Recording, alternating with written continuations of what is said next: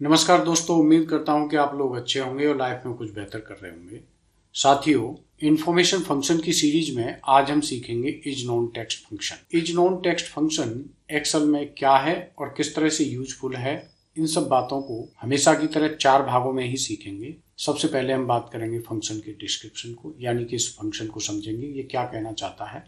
उसके बाद इसके सिंटेक्स को समझेंगे और उसके बाद इसको और डिटेल में जानने के लिए इसको एग्जाम्पल से समझेंगे। और सबसे इम्पोर्टेंट पार्ट जो होता है वो है कि इस फंक्शन का यूज क्या है, एक्सेल में कैसे यूज करते हैं, जो कि सबसे इम्पोर्टेंट होता है। उस भाग को भी हम इसी वीडियो के लास्ट में सीखेंगे। फंक्शन को स्टार्ट करने से पहले मैं एक चीज़ ये क्लियर कर देना चाहता हूँ कि एक्सेल में 2 तरह की वैल्यू होती है, एक होती है टेक्स्ट और दूसरी होती है नॉन टेक्स्ट। ये उन सभी नॉन टेक्स्ट वैल्यू को आइडेंटिफाई करता है जो किसी सेल में रखी हुई है।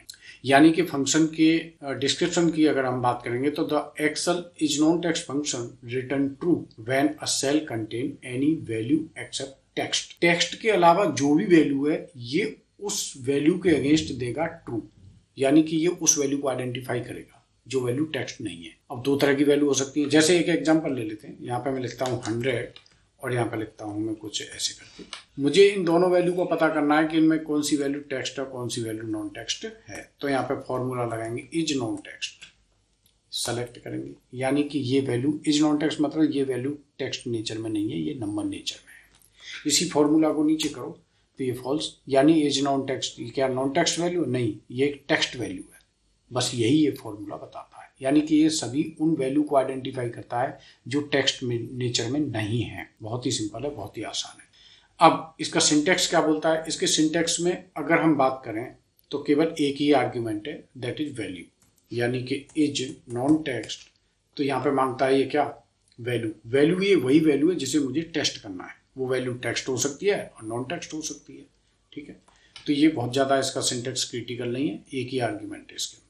अब यहाँ पे मेरे पास कुछ एग्जाम्पल हैं जिनमें मुझे ये पता करना है कि कौन सी वैल्यू इस डेटा सेट के अंदर टेक्स्ट नेचर में, कौन सी नॉन टेक्स्ट है। मुझे नॉन टेक्स्ट वैल्यू की बात करनी है, यानी कि इज नॉन टेक्स्ट। जब हम फॉर्मूला लगाएंगे इज नॉन टेक्स्ट तो ये मांगेगा मुझे क्या? वैल्यू। ये वैल्यू कहाँ है? ये ब्रैकेट क्लोज करेंगे, एंटर करेंगे तो ये देगा मुझे ट्रू, क्योंकि ये एक ऐसी वैल्यू है जो नॉन टेक्स्ट है, यानी कि ये टेक्स्ट वैल्यू नहीं है, नॉन टेक्स्ट है। यानी कि नंबर वैल्यू हो सकती है, डेट हो सकती है, कुछ एरर वैल्यू हो सकती है, कुछ भी है, बट ये टेक्स्ट नेचर में नहीं है।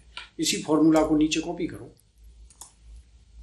जब हम कॉपी करेंगे तो ये ट्रू वहीं आएगा जहां पे वैल्यू नॉन टेक्स्ट होगी।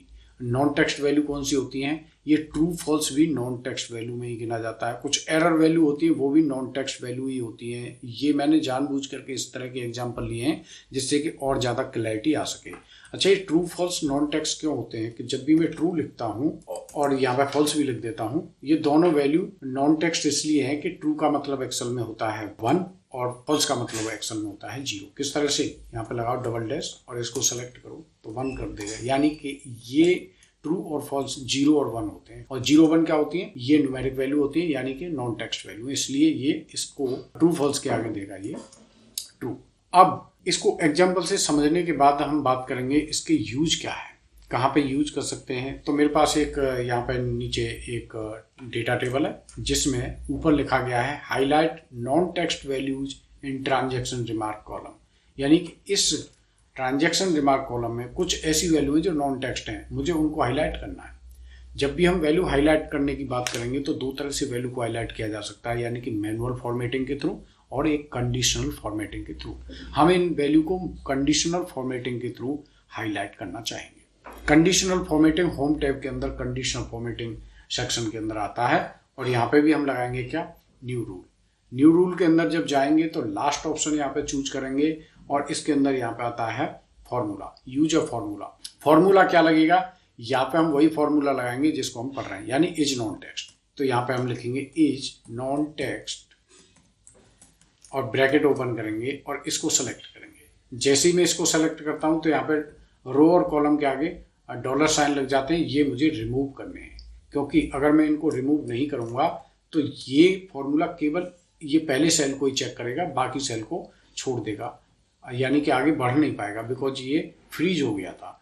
अब इसके आगे कोई भी डॉलर नहीं लगा हुआ है, इसका मतलब ये जो फॉर्मूला ये फ्री है, तो ये फ्री है, यानी कि इस पूरी रेंज में ये फॉर्मूला मूव करेगा, हर एक सेल को चेक करेगा कि क्या ये वैल्यू नॉन टेक्स्ट है। अगर नॉन टेक्स्ट है तो देगा ट्रू, और नॉन टेक्स्ट नहीं है तो देगा फॉल्स। जहां पे ये वैल्यू नॉन टेक्स्ट आएगी तो वहां पे फॉर्मेटिंग करेगा, कौन सी, जो आप चाहेंगे वो।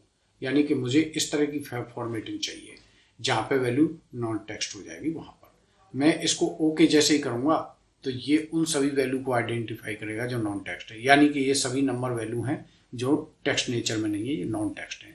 इस फॉर्मूला को इसी तरह से और भी बहुत सारी जगह यूज किया जा सकता है। इस वीडियो में अभी फिलहाल इतना ही। जल्दी ही हाजिर होऊंगा एक नए वीडियो के साथ। तब तक के लिए थैंक यू सो मच।